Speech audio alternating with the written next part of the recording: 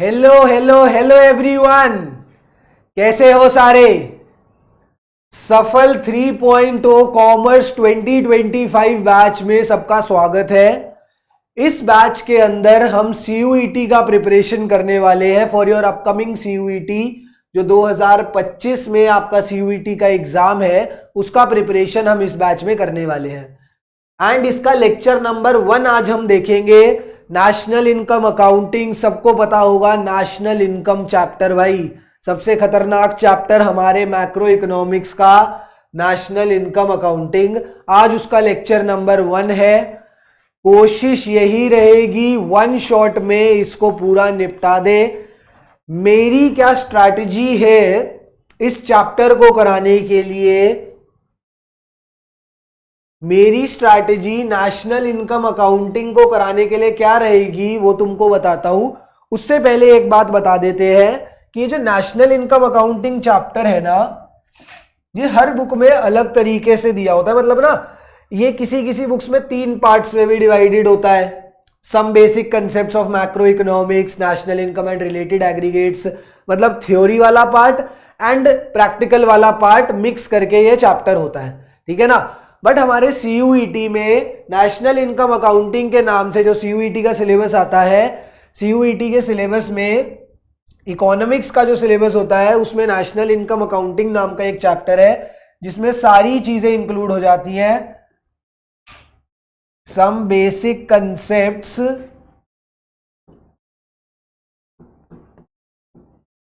Some basic concepts of macroeconomics भी इसके अंदर आ जाते हैं, ठीक है।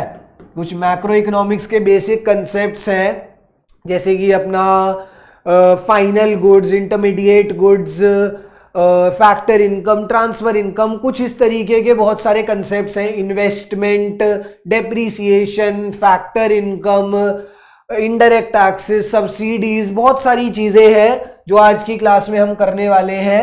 ध्यान से देखते रहना सारे कंसेप्ट्स। कोशिश रहेगी सारे कंसेप्ट्स तुमको करवा दूं। मेरी स्ट्रैटेजी क्या है वो भी बताऊंगा, ठीक है। स्ट्रैटेजी के लिए तैयार रहना, बहुत तगड़ी स्ट्रैटेजी लेके आया हूं तुम्हारे लिए। ये वाला चैप्टर, उसके बाद नेशनल इनकम,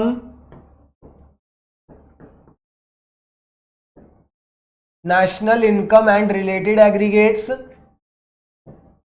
इसमें ना नेशनल इनकम से रिलेटेड जितने भी एग्रीगेट्स होते हैं ना, तुमने अजीब अजीब नाम सुने होंगे। NDP at FC, GDP at MP, NDP at MP, GDP at FC, ऐसे ऐसे तरीकों के तुमने नाम सुने होंगे, ठीक है। तो वो national income and related aggregates का पार्ट है। एंड लास्ट होता है मेथड्स। जितने भी मेथड्स हैं हमारे नेशनल इनकम कैलकुलेट करने के, जितने भी मेथड्स हैं वो हमारे तीसरे पार्ट में आते हैं। तो ये तीनों पार्ट्स का मिश्रण जो है उसको नेशनल इनकम अकाउंटिंग बोलते हैं। एंड हमारे सीयूईटी में सारी चीजें आएंगी, जितनी भी तुमने अपने क्लास 12th में नेशनल इनकम के अंदर करी है वो सब आएंगी। उसके अलावा कुछ एडिशन जरूर हो सकता है बट कम कुछ नहीं होगा, ठीक है भाई क्लास। अब आगे चलते हैं। मैं तुम्हारे लिए क्या पैटर्न लाया हूं, मेरे को किस तरीके से तुमको ये चैप्टर खत्म करवाना है। 2022 और 2023 दोनों के पेपर को एनालाइज करके मैंने नेशनल इनकम के क्वेश्चंस तुम्हारे लिए तैयार कर दिए हैं। नेशनल इनकम के जितने भी क्वेश्चंस अपने पास आए हैं, ठीक है। क्वेश्चन का पैटर्न भी पता लग जाएगा, लेवल भी पता लग जाएगा, उनके अंदर जो भी कंसेप्ट्स हैं। अब ये स्टॉक कंसेप्ट क्या होता है, फ्लो कंसेप्ट क्या होता है, मेरी क्लास को नहीं पता तो सब मैं समझाऊंगा। At the end of the class तुमको सारे क्वेश्चंस आते होंगे, उनके जितने भी उनके अंदर कंसेप्ट्स मेंशन्ड है, जैसे कि स्टॉक कंसेप्ट है, फ्लो कंसेप्ट है, ये भी साथ साथ तुमको समझाता चलूंगा।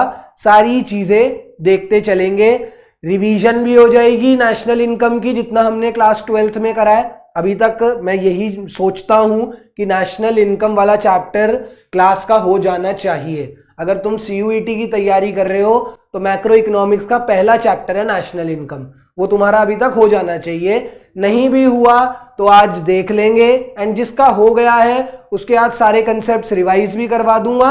एंड तुमको क्वेश्चंस का आइडिया भी हो जाएगा कि किस हिसाब के क्वेश्चन हमारे पेपर में आते हैं, ठीक है। हमारे सीयूईटी के एग्जाम में किस हिसाब के क्वेश्चन आते हैं। चलो सर आगे चलते हैं, बातें कम काम ज्यादा। Economic variables such as national income and profits can be classified under which of the following heads. अब यहां पर कुछ हेड्स मेंशन्ड है। ये डेप्रीसिएशन एंड फाइनल गुड्स की बात नहीं है, ये है स्टॉक एंड फ्लो कंसेप्ट की बात। तो इनके बारे में तुमको बता देता हूं। स्टॉक कंसेप्ट होता है, stock concept is that particular type of concept which is measured at a point of time। And हमारा फ्लो कंसेप्ट क्या होता है? Flow concept is that concept which is measured over a period of time. नहीं समझ आया क्या बोलना चाह रहे हो? कुछ दिमाग में नहीं गया तो दिमाग में जाने के लिए ही तो मैं बैठा हूं, दिमाग में तुम्हारे फिट करने के लिए ही तो मैं आया हूं। तो भाई फ्लो कंसेप्ट क्या होता है सर?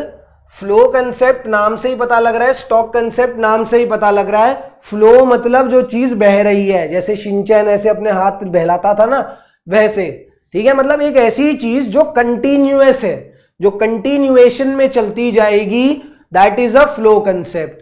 एंड कोई ऐसा कंसेप्ट जो स्टिक है, बहुत ही ज्यादा मैं क्या कहूं रिजिड है, that is a stock concept.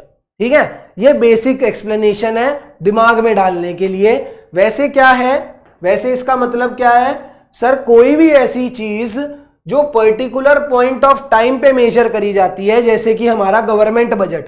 Government budget sir साल में एक बारी मेजर करा जाता है, जब साल हमारा फाइनेंशियल ईयर स्टार्ट होता है। ठीक है सर। उसके अलावा और एग्जांपल दो स्टॉक के।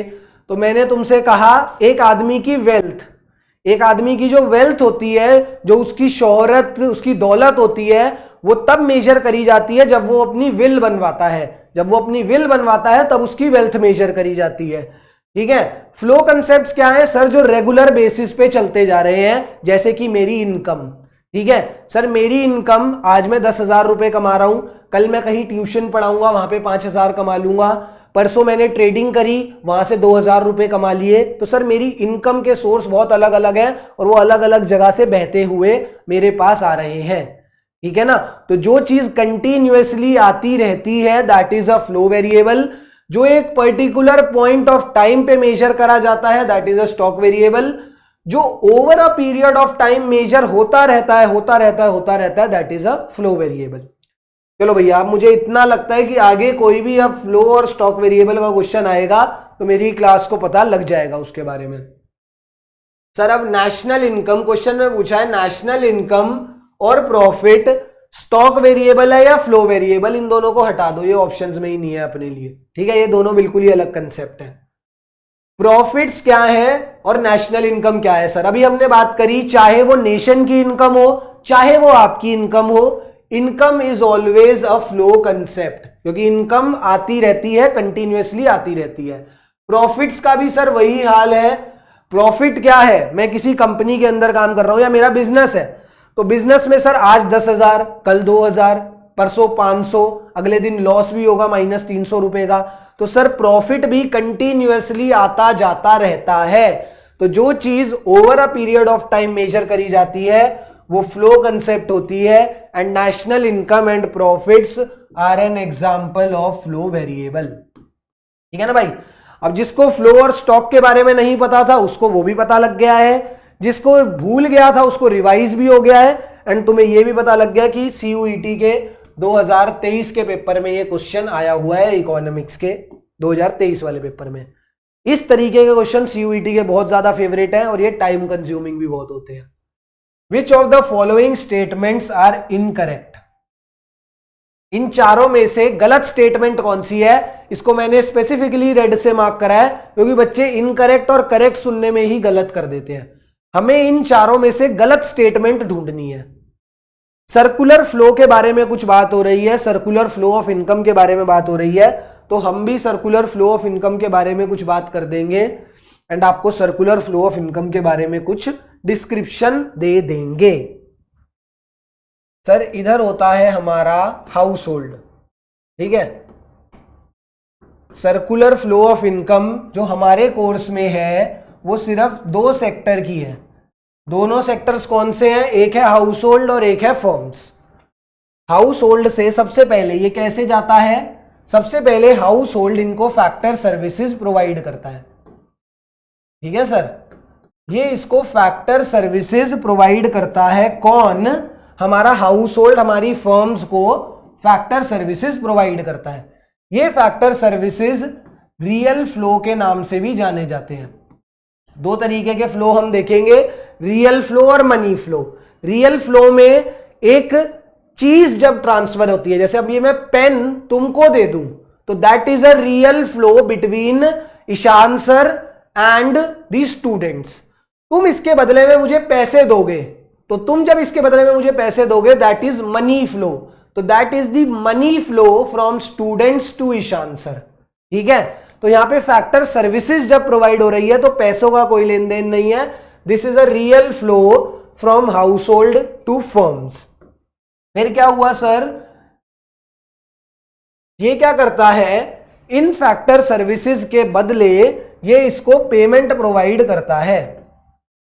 ये इसको पेमेंट प्रोवाइड करता है, payment for factor services. Payment for factor services. And sir जब भी ये पेमेंट प्रोवाइड करेगा, मतलब रोकड़ा दे रहा है, कैश दे रहा है, तो इसको आप क्या बोलोगे? तो सर आप इसको मनी फ्लो बोलोगे। आप इसको पेमेंट फॉर फैक्टर सर्विसेज को मनी फ्लो बोलोगे। हाउस होल्ड फैक्टर सर्विसेज देता है, उन सर्विसेज के बदले में फर्म्स इसको पेमेंट दे देता है, फर्म्स इसको रोकड़ा दे देता है, कैश दे देता है। अब इसके पास आया कैश। ठीक है, इसके पास आ गया कैश। जो फर्म्स है उसका काम क्या है? फर्म्स का काम है गुड्स एंड सर्विसेज बनाने का। गुड्स एंड सर्विसेज जनरेट करने का काम हमारा फर्म्स का है। फर्म्स का काम है गुड्स एंड सर्विसेज बनाने का। तो हाउस होल्ड क्या करेगा? हाउस होल्ड अब इसको पेमेंट करेगा, क्योंकि भैया हाउस होल्ड पेमेंट करेगा for goods and services. House hold जो कि हम है, फर्म्स मतलब बिजनेसेस, हम हमेशा मार्केट के अंदर जाते हैं। क्यों जाते हैं? गुड्स एंड सर्विसेज खरीदने के लिए। एंड उन गुड्स एंड सर्विसेज के बदले में हमको पैसा देना पड़ता है। So this is payment for goods and services. And sir जब भी पेमेंट वर्ड मुझको दिखाई देगा तो मैं आंख बंद करके उसको क्या बोल दूंगा? मनी फ्लो बोल दूंगा। ठीक है ना सर, उसको मैं मनी फ्लो बोल दूंगा। आगे चलते हैं सर। जब इसने आपको पेमेंट दे दी, फर्म्स को, बिजनेसेस को पेमेंट मिल गई, तो वो उसके बदले में उनको गुड्स एंड सर्विसेज प्रोवाइड कर देंगे। भैया जब तुमको पैसे मिल गए हैं फर्म्स, तो तुम उसके बदले में गुड्स एंड सर्विसेज इनको प्रोवाइड कर दो।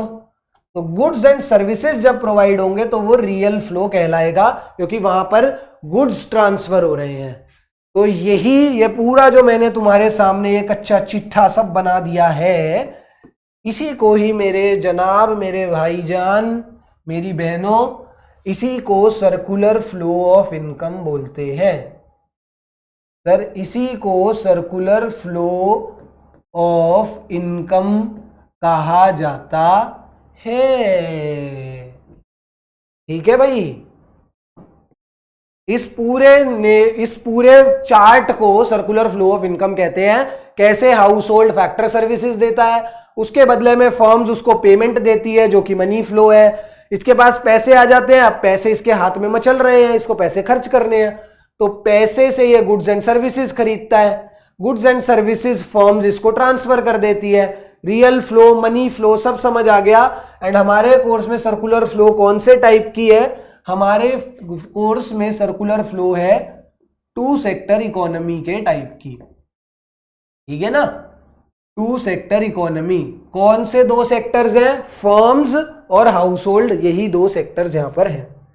सर्कुलर फ्लो के बारे में अब तुम्हें सब बता दिया है। अब तुम क्वेश्चन पढ़ो एंड खुद आंसर दो, खुद सोचो आंसर को। आंसर तो मैं बता दूंगा बट सोचो। Circular flow of income does not take place in closed economy. गलत सर, क्लोज्ड इकोनॉमी तो आपने बताया ही नहीं, तो यहां बता देता हूं। ये जो 2 सेक्टर इकोनॉमी है, इसी को क्लोज्ड इकोनॉमी कहा जाता है। ठीक है ना। एक इकोनॉमी तब तक क्लोज्ड रहती है जब तक उसमें इंपोर्ट एंड एक्सपोर्ट्स या फिर फॉरेन सेक्टर को नहीं जोड़ा जाए। तो यहां पर सर कोई फॉरेन सेक्टर है? यहां पर तो सिर्फ हाउस होल्ड और फर्म्स है, फॉरेन सेक्टर की बात ही नहीं है, तो ये क्लोज्ड इकोनॉमी है। और ये बोल रहा है कि circular flow of income does not take place in closed economy. तो सर ये जो स्टेटमेंट है जो आपने लिखी है ये इनकरेक्ट है, और हमें तो इनकरेक्ट स्टेटमेंट ही ढूंढनी है ना। ये वाली स्टेटमेंट इनकरेक्ट है और हमें वही ढूंढनी है, तो पहली तो मुझे मिल गई इनकरेक्ट। ठीक है, तो ए मेरा सही आंसर होगा। उसके बाद real flow consist of flow of factor services from household to firms, बिल्कुल सही। फैक्टर सर्विसेज का जो फ्लो है उसका नाम रियल फ्लो है, एंड वो हाउस होल्ड टू फर्म्स देखा जाता है। तो ये स्टेटमेंट सही है, this is a correct statement. In a two sector economy, firms और हाउस होल्ड वाली इकोनॉमी में total production is always equals to total consumption, बिल्कुल सही। क्या मतलब है इसका? सर ये जितना भी प्रोडक्शन हो रहा है, ये जो गुड्स एंड सर्विसेज बन रहा है ना, इसी को टोटल प्रोडक्शन बोलते हैं। ये जितना भी टोटल प्रोडक्शन हो रहा है ये हमेशा टोटल प्रोडक्शन, ये जो हाउस होल्ड होता है ना, ये हाउस होल्ड इस सारे प्रोडक्शन को कंज्यूम कर लेता है, इस सारे प्रोडक्शन को अपने पास कंज्यूम कर लेता है, अपने पास ले लेता है। क्योंकि फर्म्स जो है वो गुड्स एंड सर्विसेज किसके लिए बना रही है? हाउस होल्ड के लिए। तो जितना भी गुड्स एंड सर्विसेज बनेगा वो हाउस होल्ड सारा कंज्यूम कर लेगा। दिस इज एन अजम्पशन, ये एक अजम्पशन होता है सर्कुलर फ्लो ऑफ इनकम का, एंड ये करेक्ट स्टेटमेंट है। वही बात अगर फोर्थ स्टेटमेंट की करो तो वो इनकरेक्ट है, और वो मेरी क्लास क्यों इनकरेक्ट है तो तुम मुझे बताओ, तुम्हें पता होना चाहिए। Money flow consist of flow of factor payments from household to firms. Sir गलत लिखा है, flow of factor payments. Factor payments का जो फ्लो है वो फर्म्स से हाउस होल्ड की तरफ देखा जाता है, ना कि हाउस होल्ड से फर्म्स की तरफ। तो ये स्टेटमेंट जो है ये गलत है। ऑप्शन नंबर ए और डी जो है ना सर जी, ये गलत है। अब तुम समझो कितना टाइम लग गया मुझे क्वेश्चन में, बट अगर मुझे सर्कुलर फ्लो के बारे में सारी चीजें पता होती तो मैं विद इन चलो मैं ये नहीं कहता 10 seconds, but with in 40 to 50 seconds में इसका आंसर निकाल देता, अगर मुझे सर्कुलर फ्लो ऑफ इनकम के बारे में सारी चीजें पता होती जो कि मैंने तुम्हें यहां पर समझा दी हैं। ठीक है, अगले क्वेश्चन पे आते हैं। अगला क्वेश्चन क्या है? Suppose a country only produces bread. एक कंट्री है उसमें सिर्फ ब्रेड बनाई जाती है, उसके अलावा कुछ नहीं बनाया जाता। In the year 2000 it had produced 100 units of bread, price was ₹100 पर ब्रेड। और गाइज रियली सॉरी, थोड़ा सा मुझको खांसी है, थोड़ा सी तबीयत खराब है, तो थोड़ी सी खांसी है, तो प्लीज उसको वो करना, बेयर करना। 2001 का जो टाइम है, 2000 के टाइम पे उसने क्वांटिटी कितनी बनाई ब्रेड की? उसने बनाई 100 यूनिट्स। प्राइस कितना रखा उसका? वो रखा ₹10 पर ब्रेड। 2001 में क्वांटिटी हो गई चेंज। 2001 में कितनी क्वांटिटी बनाई? 110 यूनिट्स बनाई। कितनी बनाई? 110 यूनिट्स सर। एंड प्राइस कितना हो गया? प्राइस बढ़कर कितना हो गया सर जी? 15 रुपए हो गया। प्राइस बढ़कर 15 रुपए हो गया। In 2001 the nominal and real GDP are. अब हमसे पूछ रहा है 2001 के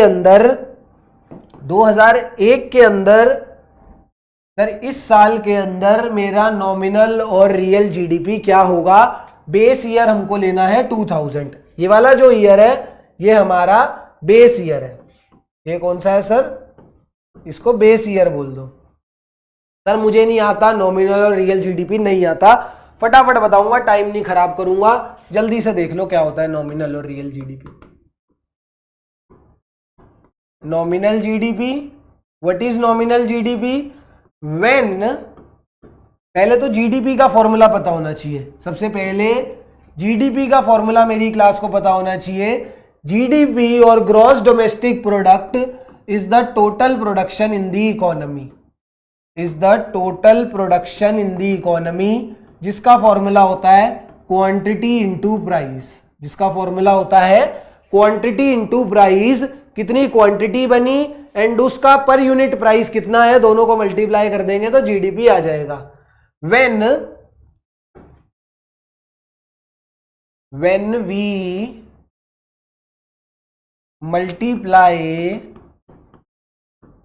the quantity by the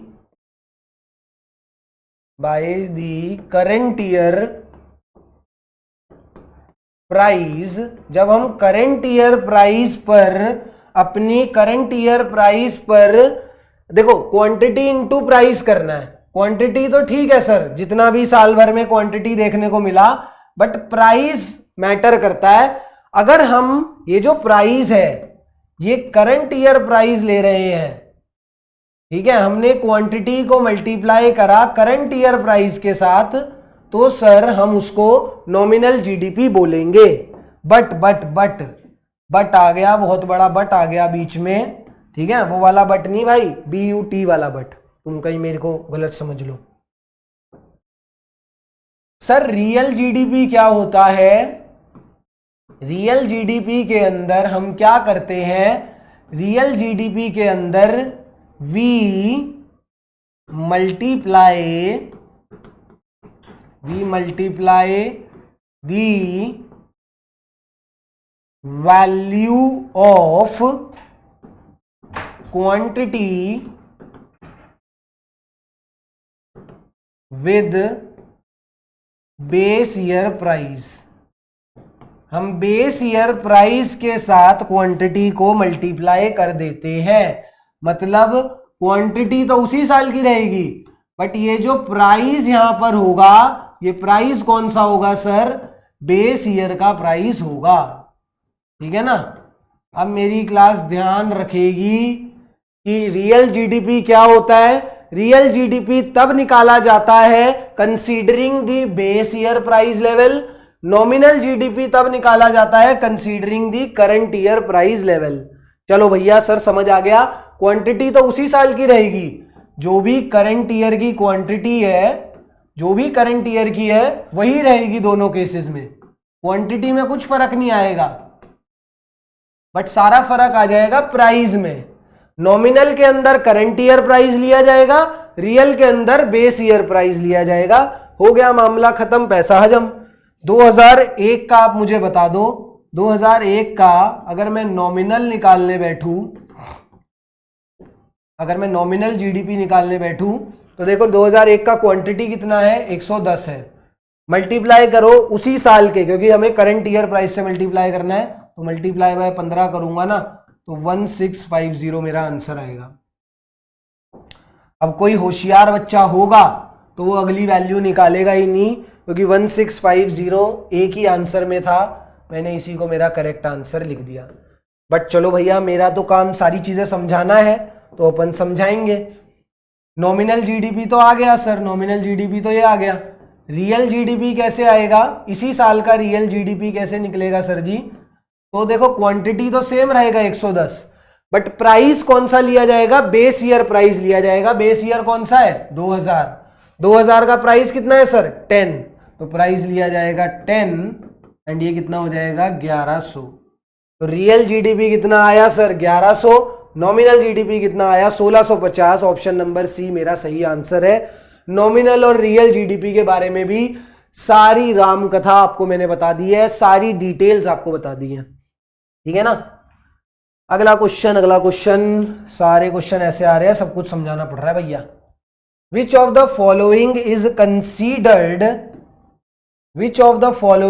considered as an intermediate good? Intermediate good क्या होता है? इन चारों में से इंटरमीडिएट गुड का एग्जाम्पल क्या है वो भी देख लेते हैं। इंटरमीडिएट गुड होता है, इसकी दो चीजें देखनी है। इंटरमीडिएट गुड या तो होगा रॉ मटेरियल, या तो इंटरमीडिएट गुड होगा रॉ मटेरियल, या तो वो रीसेल के पर्पस के लिए खरीदा जाएगा। बस ये दो चीजें दिमाग में होनी चाहिए तो मैं इंटरमीडिएट गुड के बारे में पता लगा सकता हूं। सर रॉ मटेरियल क्या होता है? रॉ मटेरियल एक चीज होती है, जैसे मेरी फैक्ट्री है, मैं शूज बनाता हूं, है ना, मैं अपनी फैक्ट्री के अंदर शूज बनाता हूं। एक सेकंड मैं अपनी फैक्ट्री के अंदर शूज बनाता हूं, तो शूज बनाते टाइम मुझे और भी चीजों की रिक्वायरमेंट होती है, इनपुट्स की रिक्वायरमेंट होती है, जैसे कि लेसेस हो गए, कॉटन क्लॉथ हो गया जो क्लॉथ लगता है, उसके बाद रबर चाहिए होगी। ये सब सारे क्या होते हैं सर? Raw materials.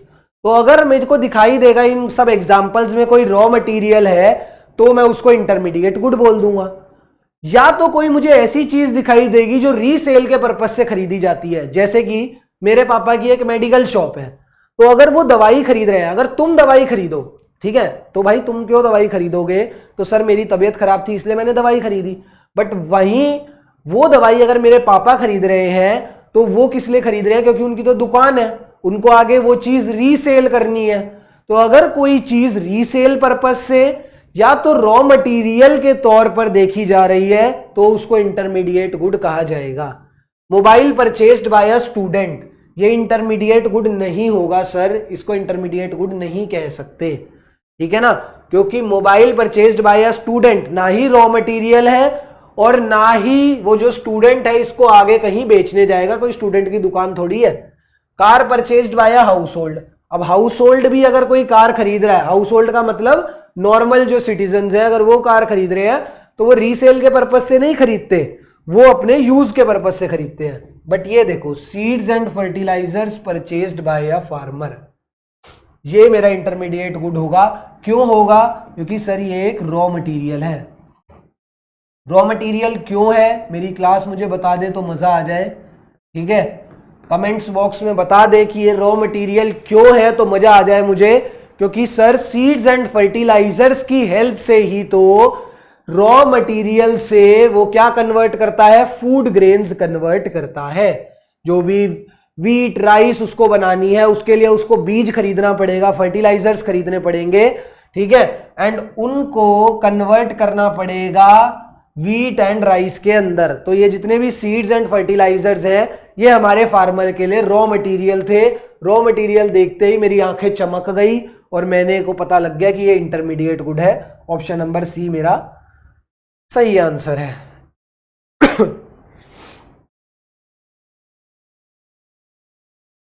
ठीक है, चलो इसके बारे में एक बारी और बात कर लेते हैं। इंटरमीडिएट गुड मैंने तुमको बता दिया, दो टाइप के गुड होते हैं,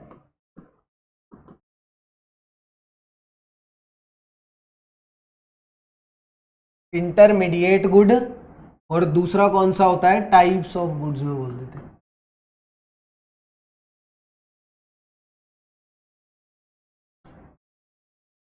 दूसरा होता है फाइनल गुड्स।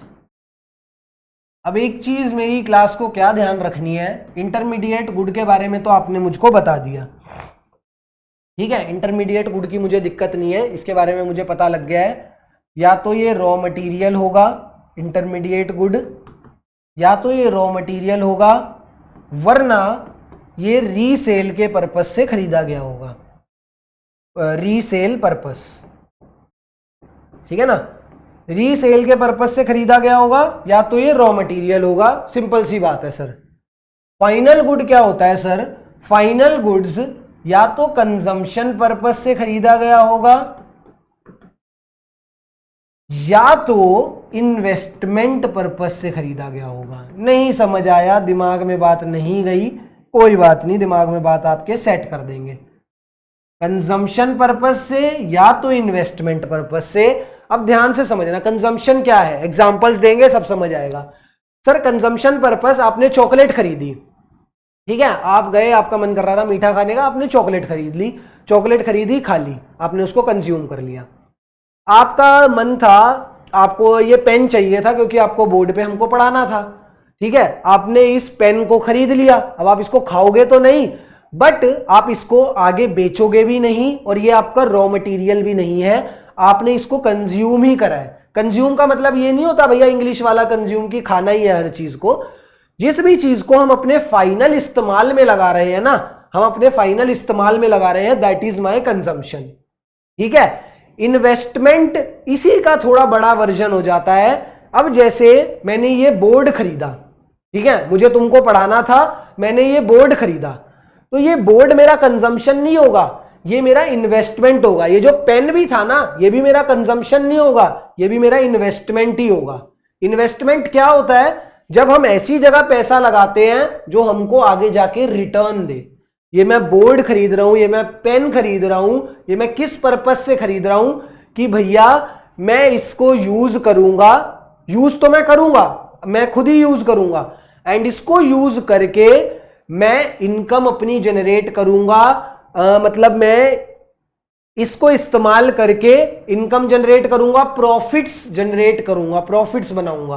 तो जब भी इन दो कामों के लिए गुड्स खरीदे जाते हैं, गुड्स या सर्विसेज खरीदी जाती हैं, तो उसको कंजम्पशन या फिर इन्वेस्टमेंट पर्पस के लिए खरीदी जाती है, तो उसको फाइनल गुड्स कहते हैं। एग्जाम्पल दे दो, और एग्जाम्पल दे दो सर।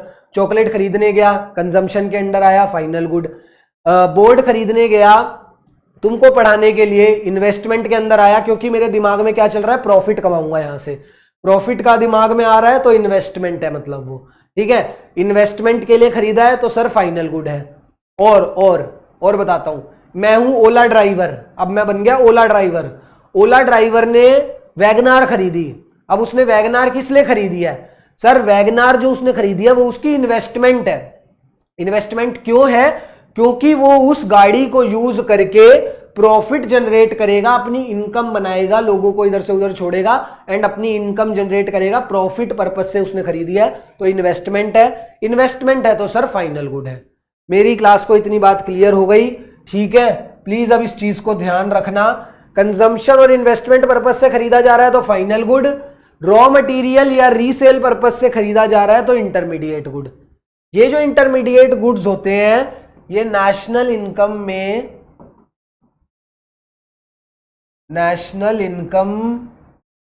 में इंक्लूड नहीं करे जाते। नेशनल इनकम में इनकी वैल्यू नहीं इंक्लूड करी जाती, इनको नेशनल इनकम में इंक्लूड नहीं करा जाता। एंड ये फाइनल गुड्स जो होते हैं इनकी वैल्यू को नेशनल इनकम में इंक्लूड करा जाता है। इनकी वैल्यू को नेशनल इनकम में इंक्लूड करा जाता है। ये मेरी क्लास को दिमाग में रखना है, ध्यान में रखना है। फाइनल गुड्स भी समझ आ गया, नेशनल इनकम में भी इंक्लूड होते हैं। इंटरमीडिएट गुड्स भी समझ आ गया, नेशनल इनकम में इंक्लूड नहीं होते हैं। ये सब कहानी क्यों बताई? कि तुम ये क्वेश्चन कर सको। विच of the following is included in the estimation of national income? Sir national income में बहुत सारी चीजें इंक्लूड होती हैं, बट यहां पर जो एग्जांपल्स है ना वो हमारे इंटरमीडिएट और फाइनल गुड्स के भी हैं। ठीक है, तो देखो सर इंक्लूडेड नॉट इंक्लूडेड वाली चीज में अगर फाइनल होगा तो वो इंक्लूड हो जाएगा, इंटरमीडिएट होगा तो इंक्लूड नहीं करा जाएगा। इसके अलावा और भी चीजें होती हैं सर, अगर फैक्टर इनकम होगी तो इंक्लूड कर ली जाएगी, ट्रांसफर इनकम होगी तो इंक्लूड नहीं करी जाएगी। फैक्टर इनकम क्या होती है? फैक्टर इनकम को हम अर्नड इनकम भी बोलते हैं या कमाई हुई इनकम भी बोलते हैं। मतलब कि क्या, जैसे कि मेरी इनकम है, मैं मेहनत कर रहा हूं, तुम लोगों को पढ़ा रहा हूं, उसके बदले में पीडब्ल्यू जो है वो मुझे इनकम देगा, that is my factor income. Transfer income क्या होती है? मैं घर में बैठ के सो रहा हूं, कुछ काम नहीं कर रहा, मौज काट रहा हूं, भैया अपने नेटफ्लिक्स कर रहे हैं, अपना मस्त मजे से लेटे हुए हैं बिस्तरे में, एंड पापा हर महीने आके मुझे 20-20 हजार रुपए पकड़ा रहे हैं, ये ले बेटा ऐश कर, मौज काट। तो ये क्या होती है? दिस इज अनअर्न्ड इनकम और this is my transfer income. तो कोई भी अनअर्न्ड इनकम है, बिना मेहनत की इनकम है, तो वो ट्रांसफर इनकम है, वो नेशनल इनकम में इंक्लूड नहीं होती। फैक्टर इनकम कमाई हुई इनकम है, मेहनत का पैसा है, तो वो नेशनल इनकम में इंक्लूड होता है। इसके अलावा और भी चीजें हैं, देखते रहेंगे। Sugar purchased by a restaurant, एक minute, expenditure incurred by household on goods and services, steel purchased by a car manufacturing company. ये जो होगा ना, ये हमारा करेक्ट आंसर होगा। देखो sugar purchased by a restaurant है ना, ये एक इंटरमीडिएट गुड है। मुझे कैसे पता लगा ये एक इंटरमीडिएट गुड है? क्योंकि अगर शुगर परचेज कर रही है रेस्टोरेंट तो वो ज़रूर किसी प्रोडक्ट बनाने में परचेज कर रही है। क्या पता उस रेस्टोरेंट को केक बनाना हो, किसी कस्टमर ने मांगा हो, तो ये जो शुगर था वो उसका रॉ मटेरियल था, रेस्टोरेंट के लिए वो रॉ मटेरियल है, एंड रॉ मटेरियल है, इंटरमीडिएट गुड है, तो नेशनल इनकम में इंक्लूड नहीं होगा। वही expenditure incurred by household on goods and services, expenditure incurred by house hold जो होता है ना, उसका एक नाम होता है जिसको हम जानते हैं प्राइवेट फाइनल एक्सपेंडिचर इनकर्ड, हाँ, प्राइवेट फाइनल कंजम्पशन एक्सपेंडिचर के नाम से। एंड जिसने भी एक्सपेंडिचर मेथड करा हुआ है ना, जिसने भी एक्सपेंडिचर मेथड करा हुआ है उसको पता होगा एक्सपेंडिचर मेथड का ये एक कंपोनेंट होता है। एक्सपेंडिचर मेथड का ना ये एक कंपोनेंट होता है, private final consumption expenditure.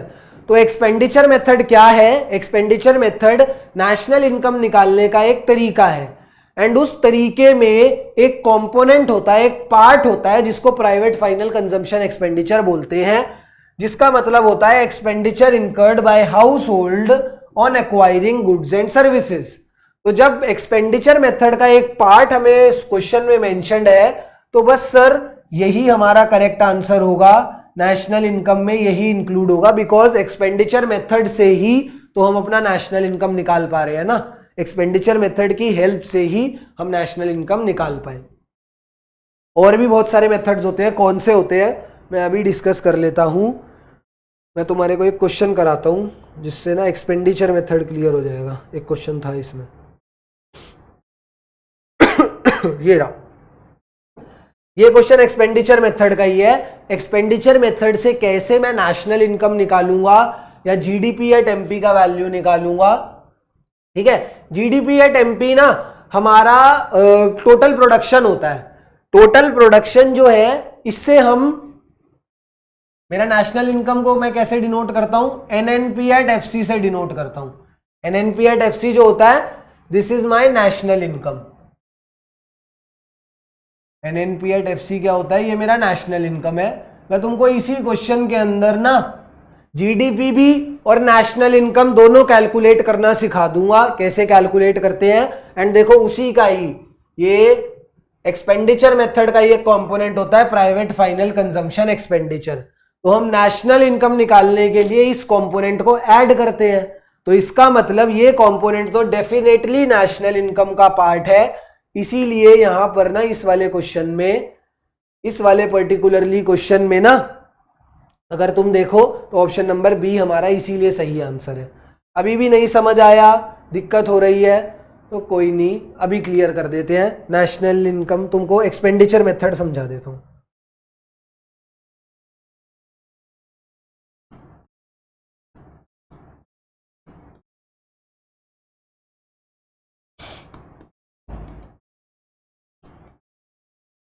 National income निकालने के ना, नेशनल इनकम बोल लो, जीडीपी एट एमपी बोल लो, डोमेस्टिक इनकम बोल लो, इन सब को निकालने के लिए हमारे पास तीन ही तरीके हैं, तीन ही मेथड्स हैं।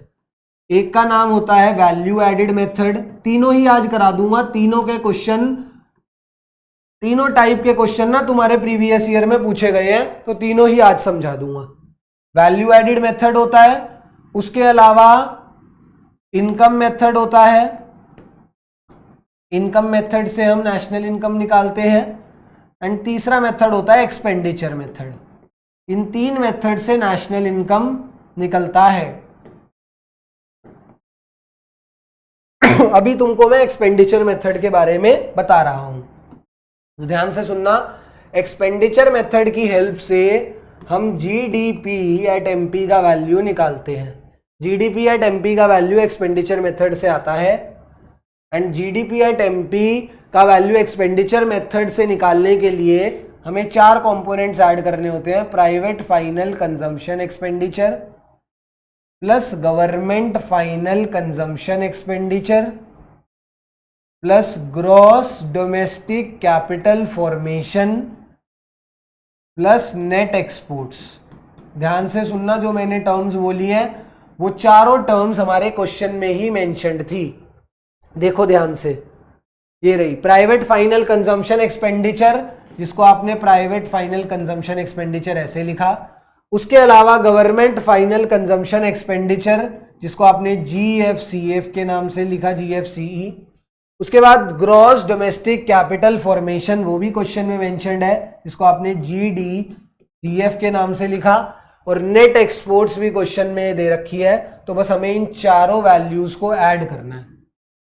ये चारों वैल्यूज को मेरी कक्षा अगर ऐड कर दे तो कितना आंसर आ रहा है? 200 plus 100 plus 50 plus 50, 200 plus 100 plus 50 plus 50, तो मेरा GDP एट MP का वैल्यू आ गया 400। सर इसका तो आंसर आ गया, बट साथ ही साथ आपने हमें एक्सपेंडिचर मेथड भी समझा दिया। एक्सपेंडिचर मेथड से किस चीज का वैल्यू निकलता है? सर एक्सपेंडिचर मेथड से GDP एट MP का वैल्यू निकलता है। ये चार कंपोनेंट्स अगर मुझे मिल जाते हैं, चारों को ऐड करता हूं सर, और मुझे GDP एट MP का वैल्यू मिल जाता है, जो कि आया है 400। तो ये रहा, इसका भी करेक्ट आंसर मुझे पता लग गया। इसका करेक्ट आंसर आया सर जी 400। ठीक है, अब ये क्वेश्चन भी क्लियर हो गया कि एक्सपेंडिचर मेथड से कैसे आंसर निकालते हैं। उसके अलावा हमने साथ ही साथ ये वाला क्वेश्चन भी पेल दिया कि भैया इसका ऑप्शन नंबर डी क्यों आंसर था। ये जो वैल्यू थी ये नेशनल इनकम के अंदर क्यों कंसीडर करी जाती थी? बिकॉज एक्सपेंडिचर मेथड से जब हम नेशनल इनकम निकालते थे तो उसमें एक कंपोनेंट होता था प्राइवेट फाइनल कंजम्पशन एक्सपेंडिचर, जिसका मतलब होता था expenditure incurred by house hold. तो सर ऑटोमेटिकली ये तो नेशनल इनकम का पार्ट है ही है, 100% है। ठीक है ना। अभी एक चीज मैंने तुमको नहीं बताई, वो चीज ये नहीं बताई है कि चलो हमने सर ये जो आपने यहाँ पे था ना GDP एट MP, ये तो ठीक है, बट हमें तो NNP एट FC निकालना है ना। हमें तो NNP एट FC निकालना है, हमें GDP थोड़ी चाहिए, हमें तो नेशनल इनकम भी चाहिए। आपने कहा था हम इससे नेशनल इनकम भी निकाल सकते हैं, तो मैंने झूठ नहीं कहा था, बिल्कुल निकाल सकते हैं भाई। हम कैसे करेंगे? हमारे पास GDP एट MP प्रोवाइडेड है ना, तो जब भी हमें ग्रॉस से नेट की तरफ जाना होता है, gross is a bigger value, net is a smaller value, तो ग्रॉस से नेट की तरफ तभी भी कभी भी जाना होता है तो इनके बीच में जो डिफरेंस होता है ना, उस डिफरेंस का नाम होता है डेप्रीसिएशन। हमें डेप्रीसिएशन को सब्ट्रैक्ट करना पड़ता है। उसके अलावा डोमेस्टिक से नेशनल पर जाने के लिए, domestic is a smaller value, national is a bigger value, ऐसे मान के चलो। एंड छोटी से बड़ी वैल्यू पर जाने के लिए सर हमें ऐड करना पड़ेगा, एंड इन दोनों के बीच का कनेक्टिंग लिंक होता है NFIA, net factor income from abroad. PP तो सेम है, ये देखो P और P दोनों ने P ली है। MP से FC पर जाने के लिए, मार्केट प्राइस से फैक्टर कॉस्ट पर जाने के लिए NIT को सब्ट्रैक्ट करना पड़ता है सर। NIT क्या होता है? नेट इनडायरेक्ट टैक्सेस होते हैं। तो जब मैं ये सारी चीजें कर दूंगा, तो मेरा NNP एट FC का वैल्यू आ जाएगा, नेशनल इनकम का वैल्यू आ जाएगा।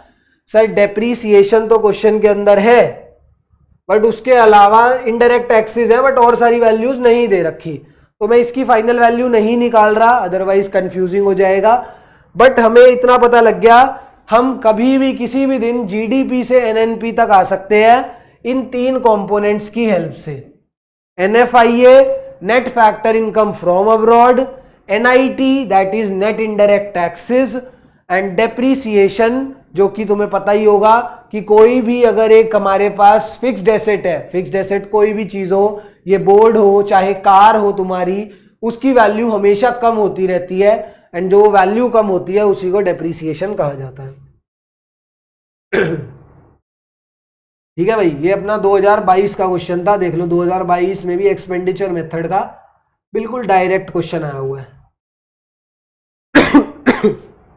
एक्सपेंडिचर मेथड कर लिया, अब मेरी क्लास ये भी कर लो एक बारी।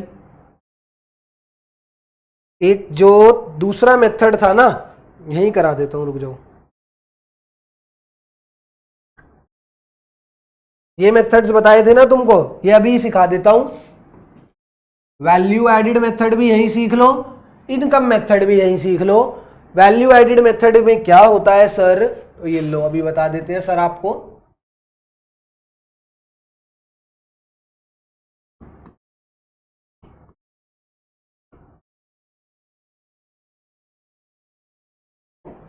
What is value added method? Value added method में हम क्या करते हैं, वैल्यू एडिड मेथड में भी हम जीडीपी एट एमपी का वैल्यू निकालते हैं सर। ठीक है, जीडीपी एट एमपी का ही वैल्यू सर इसमें भी आता है, बट फॉर्मूला क्या होता है, तो फॉर्मूला होता है sales plus change in stock minus intermediate consumption.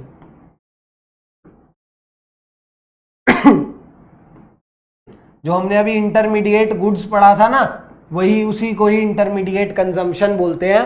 मतलब हम जितना भी पैसा गुड्स एंड सर्विसेज, कौन से वाली, इंटरमीडिएट गुड्स एंड सर्विसेज पर जितना भी पैसा लगा रहे हैं उसको इंटरमीडिएट कंजम्पशन बोला जाता है। जितना भी पैसा हम रॉ मटेरियल्स पर लगाते हैं वो सब इंटरमीडिएट कंजम्पशन के अंडर आता है। सर ये तीन कंपोनेंट्स को ऐड करके ना आप किसी भी दिन अपनी जीडीपी एट एमपी की वैल्यू निकाल सकते हो। ठीक है, एंड ये सेल्स कितनी है, ये सेल्स पूरी इकोनॉमी की है, पूरी इकोनॉमी के अंदर कितनी सेल्स हुई। चेंज इन स्टॉक किसका है, पूरी इकोनॉमी का है, पूरी इकोनॉमी के अंदर कितना चेंज इन स्टॉक हुआ। एंड ये इंटरमीडिएट कंजम्पशन भी किसी एक फर्म या फिर किसी एक सेक्टर का नहीं है, पूरी इकोनॉमी का है।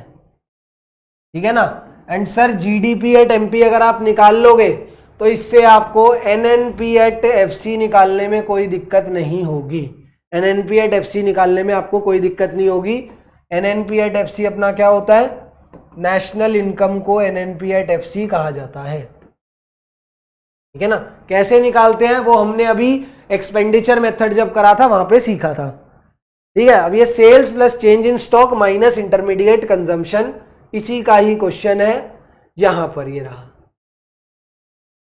2023 का ये अपना लास्ट क्वेश्चन है जो नेशनल इनकम से आया। Suppose in an economy there are two firms, firm A and B, calculate GDP eight MP. हो गया सर, क्वेश्चन खत्म। जीडीपी एट एमपी तो मैं वैसे ही निकाल सकता हूं फ्रॉम द गिवन डेटा। मुझे पता नहीं, क्वेश्चन में मेंशन नहीं है कौन से टाइप का क्वेश्चन है, कौन से मेथड से निकालना है, बट मैंने एलिमेंट्स देखे। देखो sales, change in stock, intermediate consumption, ये एलिमेंट्स देखते ही मुझे मेरे वैल्यू एडिड मेथड की याद आ गई, जो हमने अभी अभी करा था। वैल्यू एडिड मेथड की मुझको याद आ गई ये तीनों कंपोनेंट्स को देखते ही। बट सर ये तो फर्म्स का दे रखा है, बट आगे देखो बोला है हमारी इकोनॉमी के अंदर सिर्फ यही दो फर्म्स हैं। तो अगर मुझे पूरी इकोनॉमी का ये वैल्यू निकालना है तो मैं क्या करूंगा, मैं इन दोनों फर्म्स की वैल्यू को ऐड कर दूंगा। अगर मुझे पूरी इकोनॉमी का सेल्स निकालना है तो इन दोनों की सेल्स को ऐड कर दूंगा। तो कितना हो जाएगा सर, 250 करोड़ हो जाएगा। 200 plus 500, 200 plus 50। Change in stock करना है तो इन दोनों के चेंज इन स्टॉक को ऐड कर दूंगा। ये कितना है, +20 है -30, +20 -30 करोगे तो -10 करोड़ आएगा। इंटरमीडिएट कंजम्पशन इसका 0, इसका 100, 0 + 100, 100 करोड़ हमारा इंटरमीडिएट कंजम्पशन भी आ गया। क्वेश्चन खत्म, पैसा हजम। इतना आसान क्वेश्चन तो मैंने देखा ही नहीं था सर। पूरी इकोनॉमी का आपने क्या क्या निकाल दिया, पूरी इकोनॉमी का आपने सेल्स भी निकाल दिया, कितना आया था, 250 आया था। पूरी इकोनॉमी का चेंज इन स्टॉक भी आपने निकाल दिया, -10 आया था। पूरी इकोनॉमी का देखो ये प्लस लिखा है, बट मैंने माइनस क्यों लिखा है, क्योंकि चेंज इन स्टॉक ही मेरा नेगेटिव था। फॉर्मूला में तो प्लस है बट मेरा चेंज इन स्टॉक नेगेटिव आया था, minus intermediate consumption. Intermediate consumption कितना था भाई क्लास, थोड़ी सी मदद कर दो, चैट बॉक्स में बता दो कितना था। तो वो था हमारा 100। तो इसकी वैल्यू निकाल दो ना सर। तो ये लो निकाल दूंगा यार, 250 - 10, ये प्लस माइनस माइनस हो जाएगा, 250 - 10 हो जाएगा 240 240 माइनस 100 हो जाएगा 140 करोड़। तो सर जीडीपी एट एमपी का वैल्यू कैसे आएगा?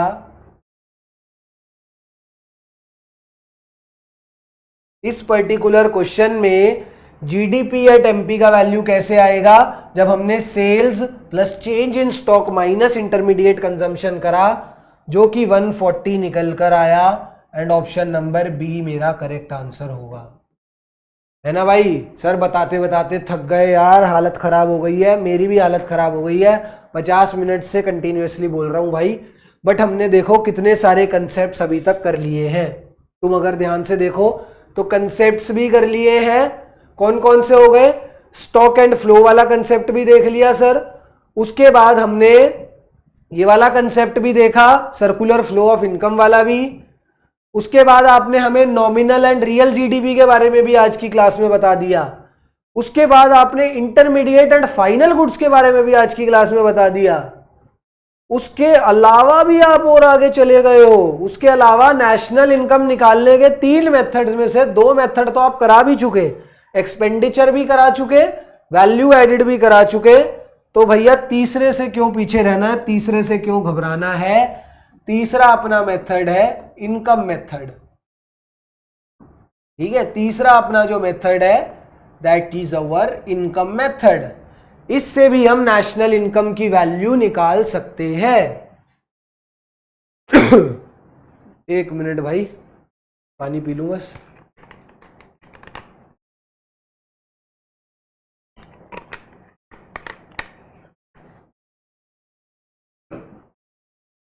मजाक करने को क्लास में मजाक भी कर सकते थे, बिल्कुल कर सकते थे, बट पता है क्या है, ये है नेशनल इनकम की क्लास।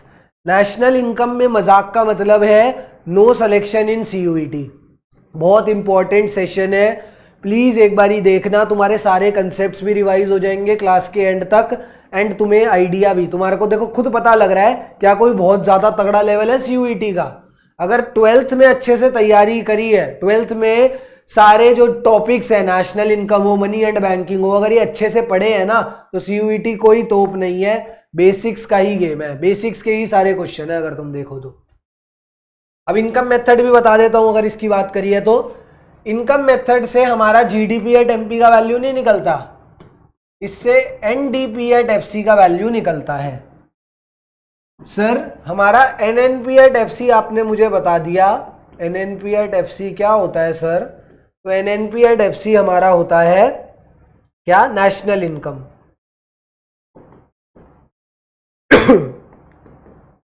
ये होता है sir national income.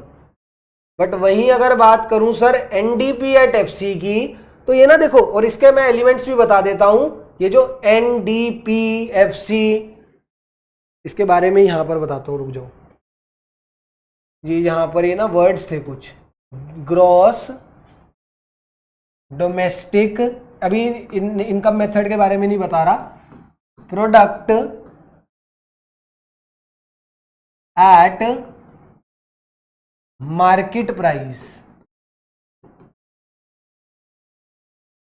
Gross national आएगा इधर। ठीक है, इस मेथड का एक नाम है, मैंने इस मेथड का नाम भी दे रखा है।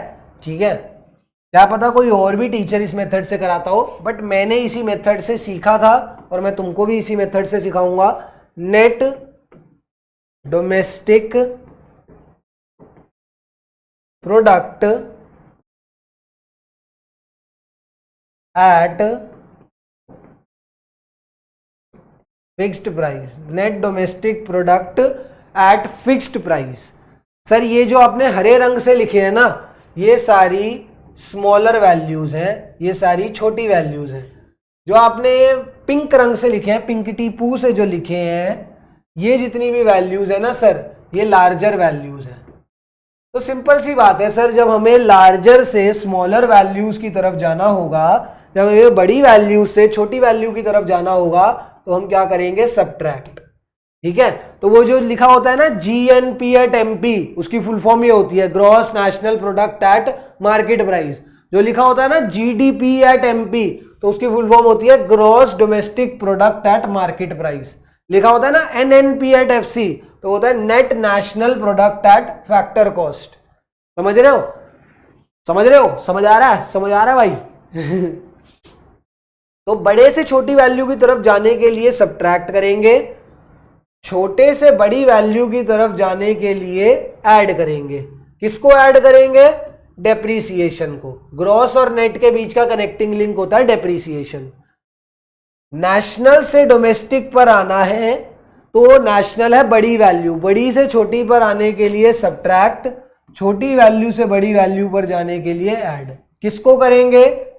NFIA को। NFIA क्या है नहीं पता, ये लो अभी बता देते हैं। ये होता है net factor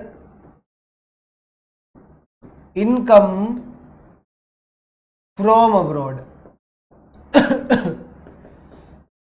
net factor income from abroad question में ही प्रोवाइडेड होता है, क्वेश्चन में ही प्रोवाइडेड होगा, वरना तुमको वैल्यू निकालनी होगी। ठीक है, and net factor income from abroad को NFIA बोलते हैं। नेशनल से डोमेस्टिक पर जाना है तो इसको सब्ट्रैक्ट कर देंगे, डोमेस्टिक से नेशनल पर जाना है तो इसको ऐड कर देंगे। सर ये तो दोनों जगह प्रोडक्ट है, कुछ करने की जरूरत नहीं है। ये बड़ी वैल्यू है, मार्केट से फैक्टर प्राइस पर आओगे, फैक्टर प्राइस नहीं होता, फैक्टर कॉस्ट होता है।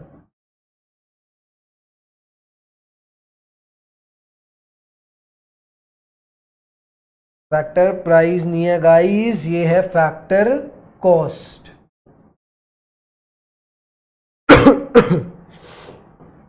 तो बड़ी से छोटी वैल्यू पर होगा सब्ट्रैक्ट एंड छोटी से बड़ी वैल्यू की तरफ जाएंगे तो होगा ऐड। क्या होता है सर? NIT। NIT भी नहीं पता तो ये लोग बता देते हैं। NIT होता है नेट इनडायरेक्ट टैक्सेस। ये भी क्वेश्चन के अंदर ही मेंशन्ड होगा। नेट इनडायरेक्ट टैक्सेस की वैल्यू भी, net factor income from abroad की वैल्यू भी, एंड अपना डेप्रीसिएशन का वैल्यू भी, ये तीनों वैल्यूज क्वेश्चन में ही प्रोवाइडेड होता है। तो अब जब तक अभी जो ये बातें कर रहे थे ना, GDP, NDP, NNP, NDP जो भी था वो सब यही चीजें हैं। तो अगर क्लास से पूछा जाए GDP क्या होता है तो बोलेगी ग्रॉस डोमेस्टिक प्रोडक्ट होता है सर। NNP क्या होता है तो नेट नेशनल प्रोडक्ट होता है सर। NDP एट FC क्या होता है तो net domestic product at factor cost होता है सर। NDP एट FC क्या होता है?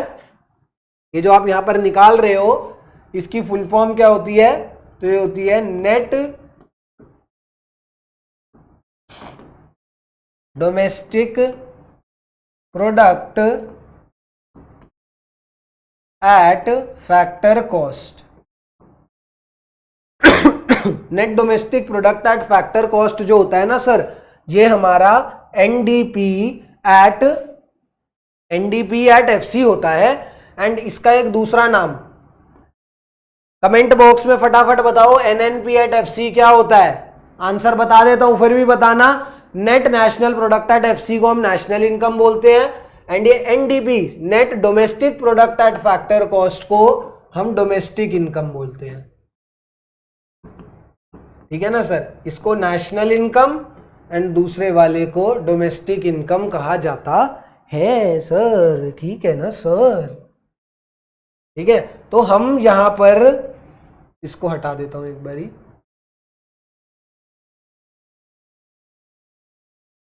NDP एट FC का वैल्यू निकालते हैं इनकम मेथड से, जो कि क्या होता है? NDP एट FC का वैल्यू क्या होता है क्लास? तो NDP एट FC का वैल्यू होता है कंपनसेशन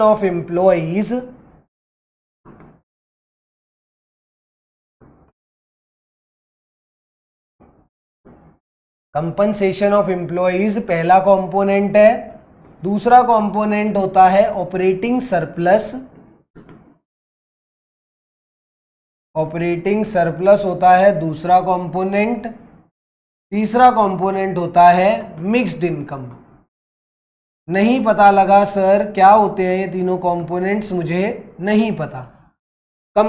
कंपनसेशन ऑफ एम्प्लॉइज क्या है? जितने भी सैलरीड पर्सन है, जितने भी लोगों को सैलरी मिल रही है हमारे इंडिया के अंदर, क्योंकि ये डोमेस्टिक इनकम है। डोमेस्टिक इनकम मतलब हमारे इंडिया की टेरिटरी के अंदर जितने भी लोग हैं, जितने भी सैलरीड पर्सन है, उनकी जो भी कंपनसेशन है उस सब को ऐड करके हमारी पूरी इकोनॉमी के अंदर जितने भी सैलरीड लोग हैं उन सब की कंपनसेशन को ऐड करके कंपनसेशन ऑफ एम्प्लॉइज के अंदर देखा जाता है। उसके अलावा सर ऑपरेटिंग सरप्लस क्या होता है? ऑपरेटिंग सरप्लस के कंपोनेंट्स होते हैं rent, royalty, interest and profit. Rent, royalty, interest and profit, ये 4 कंपोनेंट्स होते हैं हमारे ऑपरेटिंग सरप्लस के। इसमें क्या क्या चीजें आती हैं सर? तो अगर तुमको पता हो फैक्टर सर्विसेज के बारे में, जो मैंने अभी सर्कुलर फ्लो में भी बताया था, फैक्टर सर्विसेज ना तुमने पहले भी पढ़ी होगी एसएसटी के अंदर, बट अब दोबारा से देख लो एक बारी। फैक्टर सर्विसेज क्या होती है सर? ये होती है land, labour, capital and entrepreneur. ठीक है, तो हम अल्टीमेटली क्या करते हैं इस इनकम मेथड के अंदर, ये जितने भी फैक्टर सर्विसेज हैं इनको इनके पैसे दे देते हैं, इनको इनकी इनकम दे देते हैं। ठीक है, तो सर ये देखो लेबर जितना भी था उसको तो क्या मिल गया? वेजेस। ठीक है, तो ये अल्टीमेटली ये जो कंपनसेशन ऑफ एम्प्लॉइज थी ये क्या थी? जितनी भी वेजेस है, जितने भी लेबर को वेजेस मिलनी थी वो यहां पर आ गई। उसके अलावा जितनी भी चीजें रह गई, लैंड को क्या मिलना चाहिए था? लैंड को मिलना चाहिए था रेंट, रेंट एंड रॉयल्टी। ठीक है, रेंट एंड रॉयल्टी लिख दो यहां पे। ठीक है, थोड़ा एडजस्ट कर लेना भाई। Rent and royalty. कैपिटल को मिलना चाहिए था इंटरेस्ट एंड एंटरप्रेनर को मिलना चाहिए था प्रॉफिट। ठीक है ना, तो हमें सिर्फ इनकम मेथड के अंदर क्या कर रहा है, हमने इनकम मेथड के अंदर क्या सीखा है? तो हमने इनकम मेथड के अंदर यही सीखा है कि हम अपनी फैक्टर सर्विसेज जो है उनको जो पेमेंट करते हैं उस पेमेंट को अगर हम ऐड कर दे तो हमारा डोमेस्टिक इनकम का वैल्यू आ जाएगा। कंपनसेशन ऑफ एम्प्लॉइज में वेजेस आ जाता है। वेजेस किसका है? लेबर का सैलरी या लेबर का इनकम। रेंट को क्या मिलता है सर? लैंड को क्या मिलता है सर? लैंड को मिल जाती है रेंट एंड रॉयल्टी, तो उसको भी पेमेंट उसकी मिल गई। कैपिटल को सर इंटरेस्ट मिलता है, उसको ऐड कर दो। एंटरप्रेनर को प्रॉफिट मिलता है, उसको ऐड कर दो। आपने सारे कंपोनेंट्स ऐड कर दिए, जितनी भी फैक्टर सर्विसेज थी उनकी पेमेंट्स को आपने ऐड कर दिया, उनकी इनकम्स को ऐड कर दिया, तो आपका डोमेस्टिक इनकम निकल कर आ गया। बट ये मिक्स्ड इनकम क्या आ गई? तो ये जितनी भी बची कुची इनकम है, कुछ अलग एडिशनल इनकम है, वो अपनी मिक्स्ड इनकम के अंदर आ जाती है। जो भी बची कुची इनकम रह गई तो सारी इस इनकम्स को ऐड करके एनडीपी एट एफसी निकलता है। एंड एनडीपी एट एफसी से एनएनपी एट एफसी तक हमें कैसे जाना है मैंने यहीं पर बता दिया। देखो हमें सारे कंपोनेंट सेम है, सिर्फ डोमेस्टिक से नेशनल पर जाना है। डोमेस्टिक से नेशनल पर जाने के लिए सर आपको ऐड करना पड़ेगा एनएफआईए को। तो net factor income from abroad को आप ऐड कर दोगे तो आप डोमेस्टिक से नेशनल पर चले जाओगे एंड एनएनपी एट एफसी का वैल्यू निकाल दोगे। भाई हमने एक तरीके से ना सारा ही रिवाइज कर लिया है, अगर तुम ध्यान से देखो सारी चीजें रिवाइज कर ली हैं, बहुत सारी चीजें, सारी तो नहीं भाई, नेशनल इनकम इतना छोटा चैप्टर नहीं है, सारा नहीं करा है, बट बहुत हद तक सारी चीजें कर ली हैं। और भी देखते हैं और क्या है इसके अंदर। ठीक है, ये देखो ये इसी का ही क्वेश्चन आ गया, फटाफट ये क्वेश्चन करेंगे। Identify the correct sequence for computing national income. जब मैंने ये क्वेश्चन पढ़ा तो मुझे पता है नेशनल इनकम निकालनी है। 3 ही मेथड्स होते हैं, value added, income and expenditure, तीनों मैंने क्लास को बता दिए हैं। ठीक है, तो मैंने जब कंपोनेंट्स देखे ना ये सेल्स, चेंज इन स्टॉक, तो मेरे दिमाग में पता लग गया कि नेशनल इनकम कौन से मेथड से निकाली हुई है, इधर वैल्यू एडिड मेथड से सर आपने निकाली हुई है। ठीक है, मेरी क्लास को पता है वैल्यू एडिड मेथड से आप किसकी वैल्यू निकालते हो? जीडीपी एट एमपी की वैल्यू निकालते हो। जीडीपी एट एमपी आता भी कैसे है तो वो भी बता देते हैं। जीडीपी एट एमपी यहीं पे हमने निकाल रखा है, कहां गया, ये रहा। सर कैसे निकालते हैं? तो हम करते हैं sales plus change in stock minus intermediate consumption. उसके बाद जीडीपी एट एमपी से हम एनएनपी एट एफसी तक जाते हैं, जो कि मैंने तुम्हें यहां पर सिखाया, डेप्रीसिएशन को सब्ट्रैक्ट, एनआईटी को सब्ट्रैक्ट एंड एनएफआईए को ऐड करके। तो यही पूरा सीक्वेंस यहां पर अपन से मांगा गया है। देखते हैं क्या ये सीक्वेंस अपन सॉल्व कर पाते हैं या नहीं, देखते हैं। सबसे पहला स्टेप होगा sales change in stock to get GVO. बिल्कुल सही बात। ये सर आपने वैल्यू ऑफ आउटपुट तो हमको बताया ही नहीं, तो ये लो अब बता देता हूं। ये जो दो कंपोनेंट्स होते हैं ना, ये जो दो कंपोनेंट्स हैं, इन दोनों को अगर ऐड करा जाए, sales plus change in stock को ऐड करा जाए, तो उसको जीवीओ एट एमपी भी कहा जाता है, gross value of output at market price. And जब हम gross value of output at market price से इंटरमीडिएट कंजम्पशन को सब्ट्रैक्ट कर देते हैं, तो हमारी क्या वैल्यू आती है। एंड एक सेकेंड और, ये जीडीपी एट एमपी का दूसरा नाम भी होता है एक, इसको जीवीए एट एमपी भी कहा जाता है। ठीक है ना। जब हम पूरी इकोनॉमी का निकाल रहे होते हैं ना, क्या चीज, सेल्स चेंज इन स्टॉक, तो वैल्यू क्या निकल कर आती है, जीडीपी एट एमपी की, एंड उसको हम gross value added at market price भी बोलते हैं, gross value added at market price. This is gross value of output at market price. ठीक है ना भाई। कहां पर थे, अब कहां पर थे सर, यहां पर थे। ठीक है, इन दोनों को ऐड करके आपने वैल्यू ऑफ आउटपुट निकाल लिया। आगे बढ़ो, आगे चलो। मैं कह रहा हूं मेरा फर्स्ट स्टेप जो होगा वो बी है। फर्स्ट स्टेप बी सिर्फ इसी वाले क्वेश्चन में है, मैं आगे जाऊंगा ही नहीं, मुझे पेपर के अंदर टाइम भी तो सेव करना है। सर अगर एक और ऑप्शन में किसी में बी होता तो मैं आगे सोचता भी, ठीक है ना, तब मैं आगे बात करता भी, बट मेरे को दिख रहा है कि बी सिर्फ एक ही ऑप्शन में है, मैंने फटाक से टिक करा, मैं आगे बढ़ गया, क्योंकि मुझे पता है सबसे पहला स्टेप यही है, sales plus change in stock करके जीवीओ एट एमपी निकालूंगा। उसमें से देखो सेकंड स्टेप अब देख लेते हैं, वेरीफाई कर लेते हैं, फिर हम इंटरमीडिएट कंजम्पशन की वैल्यू को डिड्यूस कर देंगे, उससे काट देंगे, तो हमारा जीवीए एट एमपी का वैल्यू आएगा। बता दिया ना तुमको, जीडीपी एट एमपी और जीवीए एट एमपी का दोनों का मतलब सेम है, तो सर यही इसका करेक्ट आंसर होने वाला है। ठीक है, कोई और क्वेश्चन दिखता है तुम्हारे मतलब का तो मैं बताता हूं, अदरवाइज देखते हैं, अगर हो पाएगा तो मैं एक और क्लास लेके कर दूंगा। क्या टाइम हुआ है अभी, ऐसे ज़्यादा टाइम नहीं है।